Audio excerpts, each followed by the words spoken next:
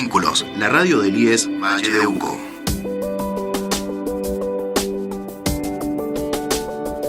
Hola, ¿qué tal? ¿Cómo les va? Aquí desde la Radio Vínculos, la radio del IES 9015 Valle de Uco, nuestra radio socioeducativa. Y acá con este programa elegimos hablar de esto, que ya lleva nuestra 6ª temporada, y en esta segunda parte del año, con la cual vamos a intentar acompañarlos, vamos a intentar darles información y también construir juntos una idea de espacios menos violentos y de la lucha también de las mujeres. Estoy con Lorena Rosales, mi compañera en este programa. Hola Lore, ¿cómo estás? Hola Lili, hola a toda la audiencia. Nuevamente en esta segunda parte del año, como decía, nos reunimos desde el espacio de género y educación del postítulo del Instituto Rosario Vera Peñalosa, nuevamente acompañando en este proceso para generar una construcción más igualitaria y menos violenta para las mujeres. Así es. Bueno, les recordamos que también este es un proyecto que tiene nuestra área social y de políticas estudiantiles del IES, y estamos trabajando en distintos aspectos y vamos a seguir en este programa hablando sobre los distintos tipos de violencia. En el programa anterior hablamos de nuestra ley, que es la ley para prevenir, sancionar y erradicar la violencia contra las mujeres, la ley 26.485, y hablamos sobre qué era violencia, hablamos sobre los tipos y pudimos describir en ese momento la violencia física, la violencia psicológica, la violencia emocional, la violencia sexual, la violencia económica y patrimonial. Entonces ahora vamos a terminar en este programa vamos a terminar de los otros tipos de violencia que establece la ley, conversando un poquito acerca de cómo ir afrontando y cómo ir manejando estas situaciones también. Otro de los tipos de violencia que establece la ley y que está protegida y que está sancionada en nuestra ley es la violencia simbólica. Algunos le dan a llamar la madre de todas las violencias, porque es la violencia que se encuentra detrás y es la que se establece a través de estereotipos de género. Hemos hablado también de lo que se refiere a estereotipos. Recordemos que es la asignación de roles de lo que deben ser mujeres y varones en este binomio, digamos, que establecen los estereotipos de género. Y esta violencia simbólica es la que va generando y reforzando estos estereotipos, por ejemplo, en los medios de comunicación, ya sea los audiovisuales, los escritos, en las redes sociales, y lo que hace es como reforzar y definir y aparecer como reales y como verdaderos estos roles estereotipados de hombres y de mujeres. Los podemos ver en las propagandas, cuando a veces presentan de manera romántica los cuidados o las tareas domésticas, cuando aparecen los varones como los exitosos y siempre como en espacios políticos, de toma de decisiones, y las mujeres en espacios reducidos a los espacios del hogar o con una cuestión sexual, digamos, como en espacios totalmente estereotipados. Esta violencia simbólica tiene una llegada en las personas, de manera que esto se va reproduciendo. Por lo tanto, es muy importante poder ver y poder saber y poder descubrir dónde se está ejerciendo violencia simbólica. La violencia, también otro tipo de violencia que establece la ley, es la violencia contra la libertad reproductiva. Esto es cuando se limita la libre elección que tienen las mujeres o aquellas personas que se perciben mujeres en la elección de los métodos anticonceptivos. Esto es cuando todas las mujeres tienen derecho, y en esto también vamos a decir que las adolescentes y los adolescentes no necesitan el consentimiento de sus representados o sus padres, sus madres o las personas que estén a cargo para ir, por ejemplo, a un centro de salud y solicitar métodos anticonceptivos. Es decir, la violencia que se ejerce en este lugar es cuando se le niega a la mujer el libre acceso a cualquier método que ella considere oportuno para su vida, digamos, ¿no? Cuando se le dice esto es lo mejor, cuando la mujer tiene derecho a decidir libremente qué es lo mejor. Y esta violencia reproductiva está muy ligada a la violencia obstétrica, que también es donde a la mujer se la infantiliza o se la deja de lado en decisiones que tienen que ver con, por ejemplo, la planificación familiar, el desarrollo de un embarazo o no. Por ejemplo, hoy ya tenemos ley de aborto seguro, gratuito en el país. Por lo tanto, la violencia es ejercida, puede ser institucional, puede ser personal por determinadas profesionales de la salud, sobre estas mujeres cuando no se les permite el libre acceso a estos recursos, o cuando se intenta decidir por ellas. Por ejemplo, hay todo un planteo acerca de la cantidad de cesáreas que crecen continuamente en el país, y esto es porque muchos profesionales de la salud creen o le aconsejan a las mujeres utilizar esta práctica cuando las mujeres desean tener partos naturales. Entonces, acá hay una violencia obstétrica cuando no se indaga en cuáles son los verdaderos deseos de la mujer y cuando se hace un abuso de la cuestión médica y la cuestión medicinal, ¿no? También. Afortunadamente hay un poco más de conciencia en esto, y nosotros apuntamos también desde la formación en enfermería a que se pueda ir, a que se trabaje en esto, y que esto también es una violencia. Cuando esto es ejercido de manera violenta sobre las mujeres, es una violencia. Y respecto a eso, lo hemos hablado en este programa también, es una violencia obstétrica no tener una maternidad en el departamento de San Carlos. Porque hoy por hoy toda mujer o toda persona que sea gestante debe ir a Tunuyán a parir, porque no hay, y porque cuando se presupuestó el hospital nuevo no había supuestamente presupuesto para esto. Esto también es invisibilizar el deseo de las mujeres y también pensar dónde están las mujeres en estos cargos de decisión también, ¿no? Esto es algo que vamos a hablar sobre los otros tipos de violencia. Exacto. El otro tipo de violencia que queríamos trabajar hoy es la violencia política, y es aquella que impide o limita la participación política de las mujeres, es decir, no les permite ejercer el derecho a una vida política libre de violencias y a participar de los asuntos públicos y políticos en las mismas condiciones que los varones. Ante esta definición, queremos hacer algunas aclaraciones. Por ejemplo, que no podemos dejar de considerar la trayectoria histórica que llevamos las mujeres en este ejercicio de participar en la política. Ha sido un espacio negado sistemáticamente a la mujer, justamente por validar estos estereotipos de género, donde se consideraba a la mujer como quien tenía que estar a cargo de temas relacionados con el mundo privado, que también lo hemos hablado en otros programas. Entonces, esta no participación en la esfera pública hizo que esos espacios sean ocupados por varones que sí estaban destinados en su rol de proveedor a estar en el afuera de las casas, ¿no? en la producción. Entonces se ha revalorizado, ¿sí? El rol de los varones en la política, considerando que son como los que tienen mayor recursos o habilidades para ejercer dicho derecho. Si bien existen procesos que todos han sido resultados de luchas de las mujeres, de grupos disidentes que no están de acuerdo con esto y empiezan a pelear, ¿no es cierto?, por espacios de mayor participación, todavía queda mucho que lograr, porque la igualdad aún todavía no llega.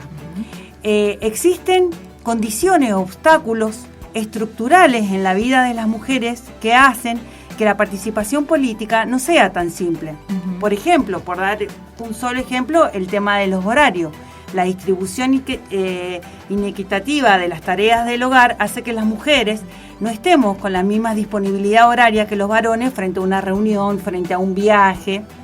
Entonces, ha sido necesario establecer leyes normativas como la ley de cupo, como la ley de paridad, para que las mujeres asuman esos espacios y que sea obligatorio, no es si quieren.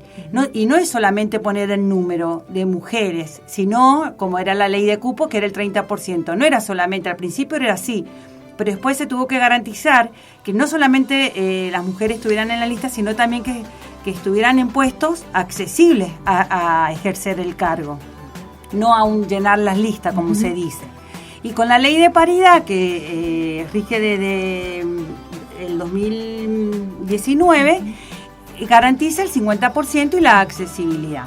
Ahora, la pregunta que por ahí podemos hacernos es que lleguen las mujeres a los puestos de decisión, a los puestos legislativos, ¿implica que se garantiza una equidad de género o una perspectiva de género en las leyes, en las discusiones, en las decisiones que se tomen? Bueno, ahí viene como el segundo paso de esta participación política, es decir, las mujeres que ocupamos espacios políticos debemos estar preparadas para implementar esta perspectiva de género. Sí, además que queda claro, recuerdo una conversación una vez con una diputada que nos decía que, por ejemplo, dentro de su partido las reuniones se hacían a la 1 de la mañana en un bar. O sea, ella era imposible que pudiera acceder con niños chicos. Fíjate cómo se nos mete, hablando de los distintos tipos de violencia, las tareas de cuidado. Exacto. Es decir, cómo también la falta de una distribución equitativa en un espacio, digamos, doméstico, hace que sigan siendo las mujeres las que deban tener o esta doble jornada de lo que hemos hablado tantas veces, la que no puedan dedicarse a determinadas tareas, por ejemplo las políticas, porque en el medio siguen estando las tareas de cuidado como una tarea asignada exclusivamente a las mujeres. Sí, las tareas de cuidado y también los estereotipos, esto de cómo ver a la mujer en esta esfera de la sensibilidad, de los afectos, y no de la razón, del conocimiento, del liderazgo, de la intelectualidad. Entonces, como decir, bueno, no es un espacio donde están legitimadas. Y generalmente las mujeres que ocupan esos espacios terminan siendo como muy devastadas socialmente, cuestionando, claro. ¿Sí? Cuestionando el por qué están ahí. Sí, sí. Y además, vos fíjate que si uno se pone a ver detalladamente los espacios de comunicación, estas mujeres quizás sean juzgadas más por sus cuestiones físicas, por sus aspectos físicos, incluso por sus trayectorias en relaciones, más que por las cuestiones inherentes a sus profesiones, digamos, que no pasa con los varones. Entonces, por eso me parece que a modo así de pensar y repensar todas estas violencias, de las cuales todas sabemos que se entrecruzan, no es que haya siempre una sola violencia, siempre que hay una, hay otra. Digamos, si hay una física, hay una violencia emocional, psicológica. Si hay una violencia obstétrica, también hay una violencia de la imposibilidad de las mujeres acceder a los métodos anticonceptivos. Están interrelacionadas. Hay una interrelación y también necesitamos ser conscientes de eso para ver qué hacemos cuando las enfrentamos, ¿no?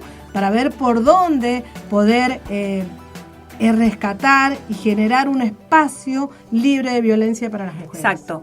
Me parece muy importante ver en el tema de la violencia política que sufren las mujeres en esos espacios de poder, que también debe existir un ejercicio de participación.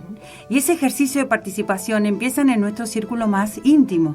Digo, si las mujeres no decidimos en el presupuesto familiar, si no decidimos sobre la educación de nuestras hijas y nuestros hijos, si no decidimos en nuestros espacios laborales, si no decidimos en sucesiones familiares, si no decidimos, no participamos, no opinamos, no damos nuestra palabra, es muy difícil después poder negociar en estos espacios que son de mayor impacto cultural, comunitario, social, político. Entonces, tenemos que pensar que las mujeres necesitamos ejercer la participación. Entonces, por ahí está bueno que observemos la comisión de las madres y los padres de los colegios, las comisiones de los clubes, de las uniones vecinales, los centros de estudiantes, los sindicatos. Sí, y alentar también a los jóvenes y a las jóvenes a que se involucren en estos espacios de decisión, a los jóvenes, a las adolescentes que nos escuchan, es absolutamente necesario que se involucren en esto, porque es desde aquí donde se van formando. Es como decir, se hace un ejercicio de ciudadanía, porque volviendo a la violencia, y por la experiencia que tenemos, sabemos que no se sale de la violencia sin redes. Y una de las redes son las redes comunitarias.